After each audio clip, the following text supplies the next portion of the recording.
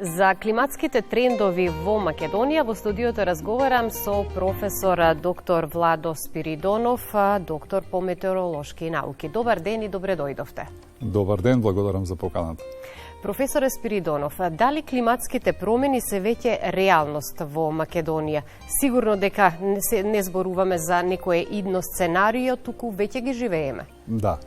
Климатските промени се реалност не само поради нашите согледувања низ годините, дека нешто се менува, дека се менува климата во Македонија, но напротив и научната статистичка евиденција, која што се добива од стандардизираните мерења, метеоролошки, климатски, агрометеоролошки, фенолошки, тие мерења се обработуваат и во еден нормален климатски период, за еден подолг период, најмалку 30 на години, се согледуваат, односно се прават анализи, така да и тие податоци покажуваат и упатуваат на промените во климата. Меѓутоа, оно што е најважно да одговориме е кои се главните фактори за климатските промени? Ако зборуваме за факторите, постојат повеќе фактори.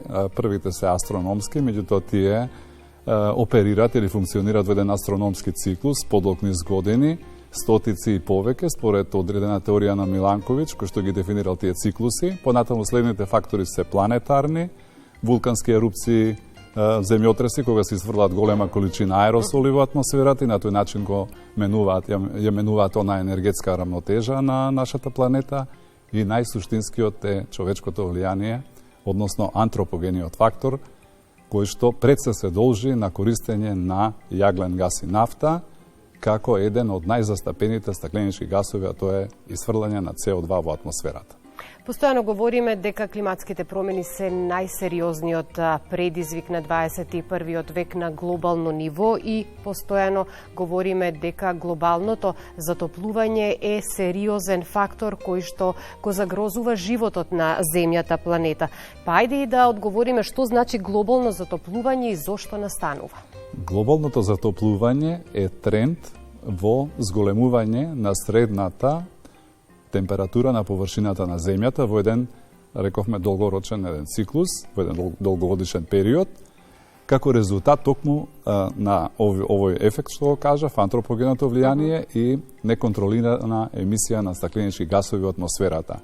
Се создава ефектот на стаклена градина, тоа значи дека се нарушува онаа енергетска рамнотежа помеѓу падното сончево зрачење и долгобрановото зрачење од земјата поради присуството, зголемената концентрација на тие стакленички гасови, кои што дополнително, согласно физичките закони, ја зголемуваат температурата на површината на земјата. Во вашите анализи многу често посочувате дека температурите во Македонија континуирано растат. Можеме ли да кажеме за колку е зголемена просечната температура во последните децении?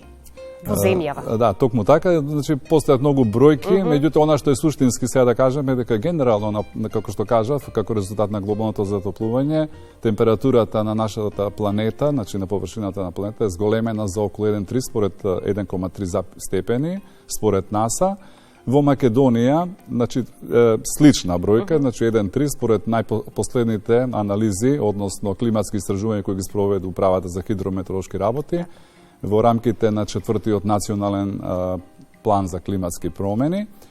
И меѓутоа оваа бројка е повисока во југоисточните делови од Македонија долж по Вардаријето. Так, можеме ли летово што е пред нас да очекуваме уште повисоки температури за разлика од претходните? Да, секако тоа е тренд, тоа е долгорочен тренд, како што кажав, меѓутоа во рамките на овој тренд постојат и меѓусезонски влијанија, кои што се јавуваат како резултат на други модови, осцилација, односно циркулации, распоред на воздушни маси, на баречки системи, влијанието на млазната струја, тоа се тие тенки снопови на силни ветрови на висина, кои што на некој начин ја управуваат и таа динамика во атмосферата, прилив на ладен воздух понатаму од северните делови, или пак влијание, субтропско влијание, кога тие млазни струи носат топол воздух и така натаму. Значи, секако дека трендот долгорочен е зголемување на температурите, меѓутоа реков во рамките на меѓугодишните постојат одредени климатски колебања, како ние ги нарекуваме, или климатски отстапувања или варијации. Так. Кога говориме за климатски промени, говориме за нешто реално што сега веќе ни се случува и го чувствуваме. Так. Затоа би сакала и да ве прашам кои се највидливите показатели или последици од климатските промени? Како ги чувствуваме? Да, највидливите показатели се појавата на суши, зголемен број на топлотни бранови, понатаму екстремни временски настани, продолжен вегетацијски период, појава на шумски пожари, зачестена фреквенција на екстремни временски настани и не само фреквенција честина, но и силината на таквите атмосферски системи во екот на климатските промени е поизразена. Така, тоа веќе го имаме низ годините, во сите годишни времиња ги чувствуваме, поројни дождови, како што кажавте, поплави, суши, сете се тоа еден вид на екстреми, меѓутоа дали екстремите стануваат нова нормалност, практично некако како да се навикнуваме на овие екстреми и секако кои се причините за зголемената честина и интензитет на истите во последните години?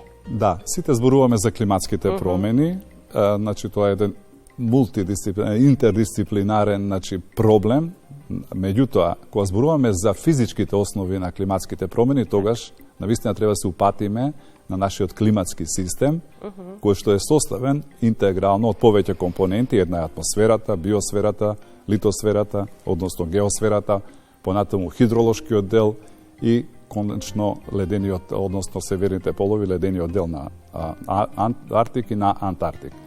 Сега како резултат на ова глобално затоплување, доаѓа до пореметување на овој климатски систем, односно неговата нестабилност е во прашање, зошто од аспект што се нарушени основните, согласно физичките закони, одржувањето на енергија, маса, количество движење и топлина.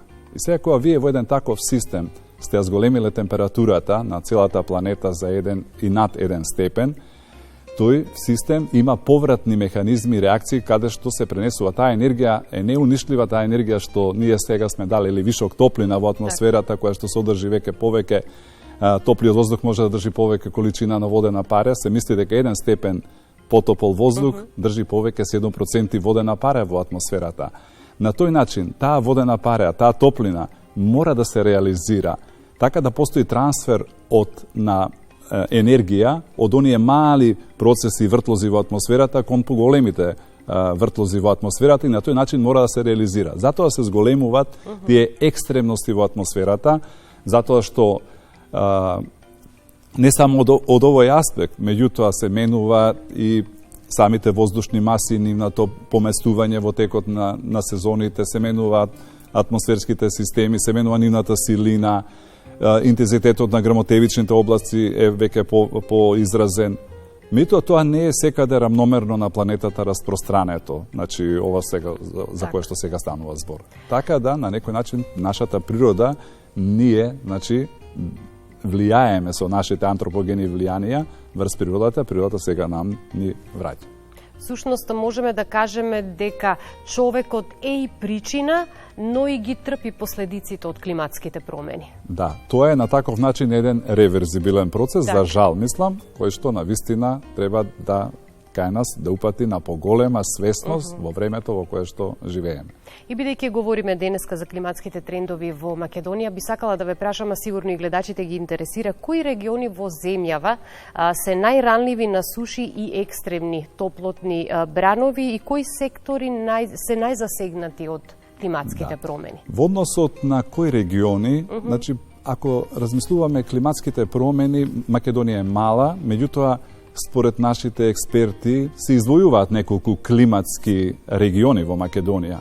Меѓутоа, кога би сакале да издвоиме сепак југоисточниот дел и источниот дел во Македонија се најранливи, од причина што тука и екстремностите во атмосферата се поголеми, повисоки температури, поголеми сушни периоди, вегетацијскиот период исто така продолжен во тие региони, тие се сепак највулнерабилни во односот на климатските промени, иако мислам не би требало да ги изземеме, односно изоставиме и оние југозападни делови и така натаму, меѓутоа во една помала помала димензија. Так.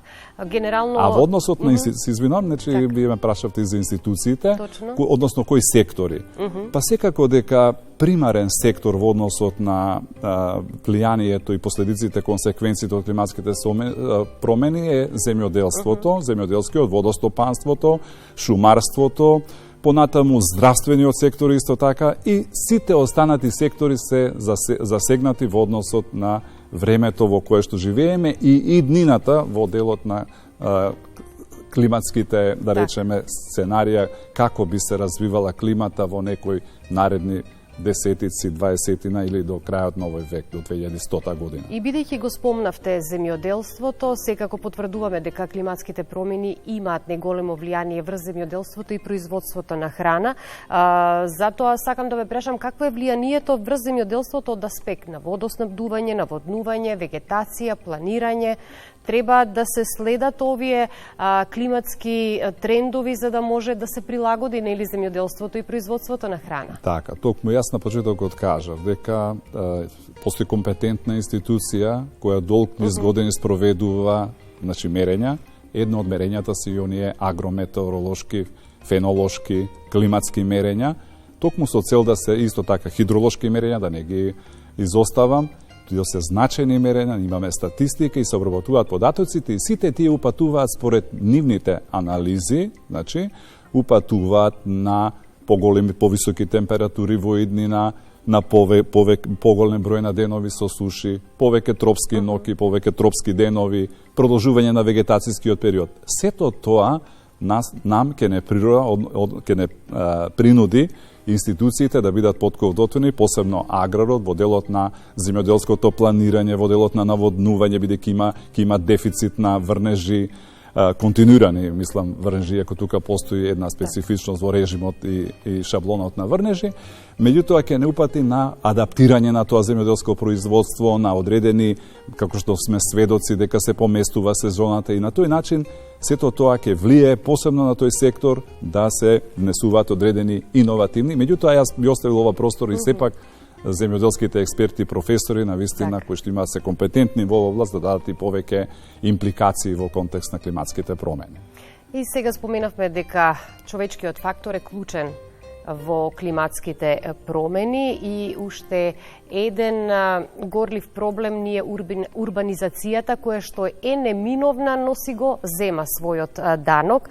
Колку урбанизацијата и уништувањето на зеленилото придонесуваат за екстремни последици? Урбанизацијата е исклучително, односно со тоа се бави урбаната метеорологија и климатологија и екоклиматологија, е исклучително значајна во времето во кое што живееме, во контекст на урбаното и просторно планирање во времето на климатските промени. Тоа е многу значајно затоа што мора тоа урбано да биде планирано, да постојат урбани планови кои што ќе се придржуваат на метеоролошките и хидролошки подлоги, односно тоа се бази на податоци, анализирани студии во кои што се вклучуваат и режим на ветрови, и температури, и други метеоролошки параметри. Во делот на врнежи исто така се вклучуваат, значи, режим на врнежи, протоци, водостои и така натаму. Сето тоа е многу значајно, затоа што урбаниот ефект е многу значајна подолу оваа емисијата, ќе кажеме, во контекст на топлинските острови. Секако ќе го споменеме тоа. И зголемувањето на температурата посебно, затоа што на некој начин, ако се блокира онаа природна циркулација и ружа на ветрови, која што ние според климатските податоци знаеме како е, ако зборуваме сега за за Скопското подрачје, бидејќи во него живеат и најмногу од популацијата од цела Македонија. Јас би сакала да истакнеме дека улогата на урбанизацијата е особено голема во однос на аерозагадувањето. И затоа овде и би ве прашала колку Скопје како еден од поголемите градови во земјава е ранлив на климатските промени. Апсолутно, прашањето ви е сосема на место од аспект што тука има два фактори. Метеоролошкиот фактор во односот на стратификацијата, стабилноста на воздухот и атмосферата, дали е висок, низок притисок и така натаму, е суштинска во делот дали атмосферата ќе има динамика или атмосферата ќе биде стабилна, ќе има температурни инверзии и тогаш ќе се акумулира аерозагадувањето. Тоа е само метеоролошки фактор. Но оној суштинскиот се емисиите. од различни извори, индустријски, од сообраќај, од мобилни загадувачи, други постројки, грејење во домакинствата и така натаму, тоа е исто така многу значајно, меѓутоа за тоа постои мониторинг на квалитетот на амбиентниот воздух во Македонија, кој што се менаџира од Министерството за животна средина и просторно планирање, меѓутоа е сосема значајно затоа што ако ги земеме во предвид сите овие метеоролошки фактори, ќе видиме дека ако се блокира природниот тек, циркулацијата, бидејќи Скопје е позициониран од запад кон исток долж течението на реката Вардар, обиколена со планини, водно, Скопска Црна Гора и така натаму, во колку се зароби она слаба динамика на атмосферата кога имаме стагнантни услови, ние на вистина само допринесуваме да се акумулира аерозагадувањето. Тоа е многу суштинско, ја многу пати сум го објаснувал и сме предлагале доста решенија во контекст на аерозагадувањето во Скопје и причините, меѓутоа тука има и други аспекти за кои што ќе треба навистина надлежните институции и како да навистина да бидат ригорозни во контекст на аерозагадувањето, бидејќи тоа е суштински проблем кој што најмногу влијае на здравјето на луѓето. Ги споменавте урбаните топлотни острови и всушност дали феноменот на урбани топлотни острови станува сериозен проблем? Ајде малку повеќе да објасниме за нив. Една моја студентка сега, која што е на мастер студии, токму зеде ваква тема и не случајно, затоа што навистина климатските промени посебно негативно се одразуваат во урбаните подрачја. Ние го кажавме и овој сега момент на таа урбанизација, која што треба да биде многу планска. Меѓутоа, она што е многу значајно во целата оваа работа, значи на климатските промени, ние на вистина треба да бидеме, значи, свесни дека климатските промени го имаат целиот свој тек и во тој контекст мора да се внимава на сите овие аспекти.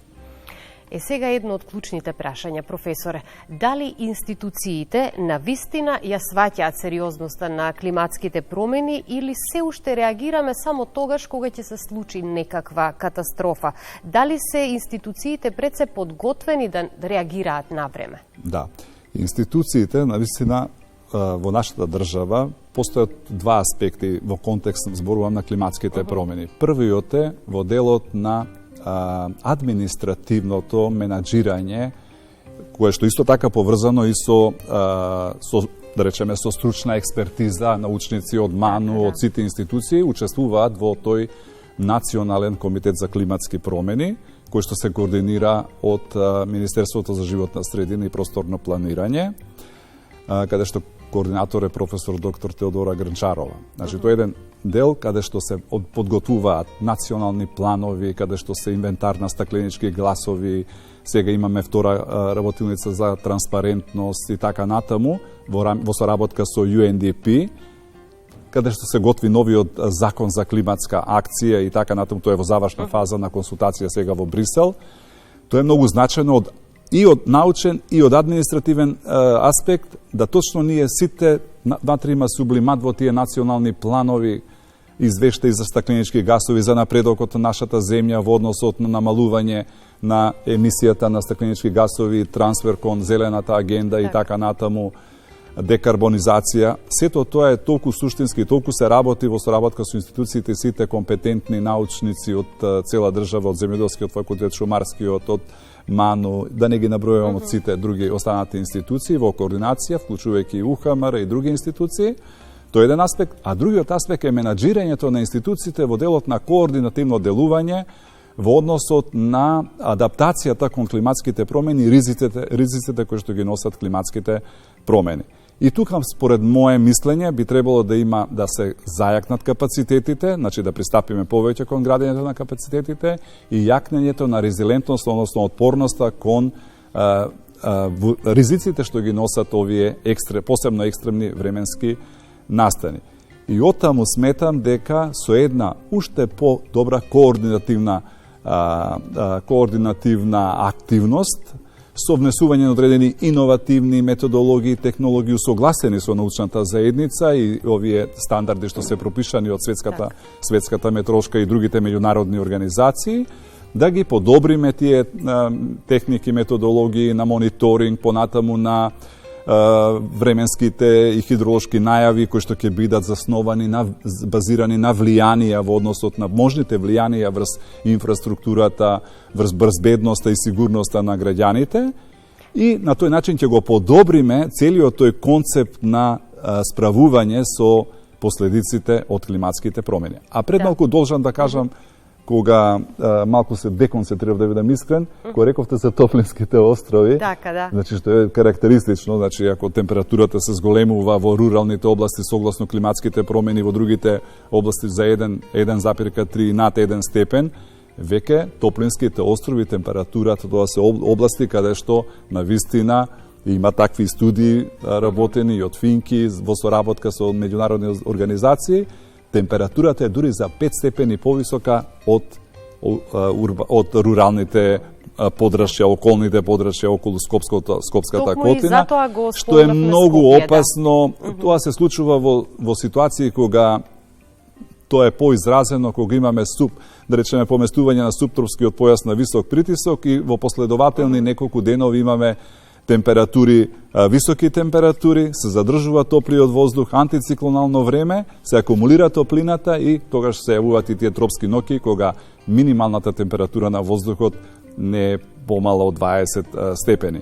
Тоа се толку опасни ситуации по ризикот, по луѓето, посебно по оние хронични болни и изнемоштени лица, затоа што тогаш едноставно не може да се разладат и ноќите се врели, така да се извинувам за претходното. Споменавте дека последиците врз здравјето на луѓето, на населението се големи, меѓутоа јас би сакала повеќе да истакнеме според вашите анализи. Како ќе изгледа климата во Македонија, да речеме, до 2050 година? Можеме ли некаква прогноза да дадеме? Ние понекогаш ќе се прашаме дали прогнозата има своја временска рамка на остварливост. И ќе кажеме дека до третиот, четвртиот ден моделите и тие прогнози современи сега нумерички се некаде слични. После третиот, четвртиот ден моделите дисперзираат, даваат различни прогнози. Меѓутоа, постојат и техники на здружени прогнози за да се намали неизвестноста која што самата атмосфера како нелинеарен процес го носи. Сега кога ќе речеме вака оптимистички климатско сценарио, да, науката оди до таму да во тие климатски, значи тродимензионални циркулацијски модели на целата планета се внесуваат и одредени како би рекол, податоци кои што се базираат на основа на емисијата на стакленички гасови. Тоа се така наречени сценарија, RC26, RC5, 4,5 и најлошото сценарио дека тие емисии на стакленички гасови, односно на CO2, пред се, до 2100 година нема ние да успееме како држава или нема да се успее да се исконтролираат согласно Парискиот протокол температурите до средината на до 2040 година се задржат до 2 степени. Но и таквите тие модели на некој начин постојат податоци кои што се обработуваат, тие климатски модели и центри кои што се достапни податоци, ние ги анализираме и според тие предвидувања и тие климатски сценарија, тоа прво најоптимистичко сценарио е дека ќе едноставно емисиите на CO2 ќе почнат, значи ќе се задржат, да не се менуваат, односно не се зголемуваат во средината на овој век и понатаму дури да се намалува до 2100 година. Тоа е некој оптимистичко сценарио. Меѓутоа, само да ви кажам, дека во односот на она средно сценарио, кое што е 4,5, RC5 4,5, температурите во втората половина на овој век, значи од 2050 до 2100 година би се зголемиле до 2 степени, во блиска иднина до 1,3, 1,5, понатаму до 2, меѓутоа најлошото сценарио е ние, ако као држава или воопшто државите, на вистина не бидат приморани и не се стриктно да се придржуваат на препораките од тие меѓународни заедници, протоколи подпишани и така натаму, од Кјото до Парискиот и така натаму, да се премине во една друга во користење на алтернативни извори на енергија. Да, токму и доаѓаме кон крајот на разговорот и тоа сакав да ве прашам што е наитно да се направи сега и што секој од нас може да направи денес. Само кратко. Само кратко. Ова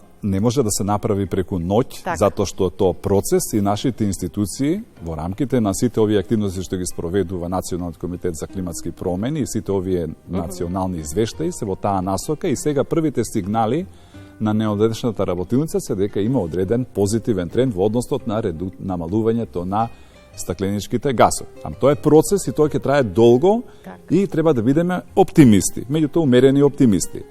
Она што треба итно да се направи, ние треба да работиме во државата на превентивно делување во односот на намалувањето на ризиците и ранливоста, адаптација кон климатските промени во делот на екстремните временски настани. Ни требаат современи, софистицирани, интегрални системи за прогноза и рана најава на временски непогоди. Да може навремено. За мултихазарни, за повеќе хазарни, од топлотни бранови, шумски пожари, поплави и така натаму, до аерозагадување. Тоа значи дека, плюс дополнително мобилна апликација за да граѓаните имаат промптна информација. Земјоделците исто така, сите оние што се во поле и сите институции да имаат еден информативен систем кој што брзо ќе ја дисеминира информацијата до крајните корисници, а целта ни е заштита на луѓето и материјалните добра и безбедноста и сигурноста на граѓаните во екот на климатските промени. Ви благодарам многу за гостувањето, ми беше задоволство, имам уште многу да говориме на темата, но во некоја друга прилика. И јас ви благодарам уште еднаш за поканата.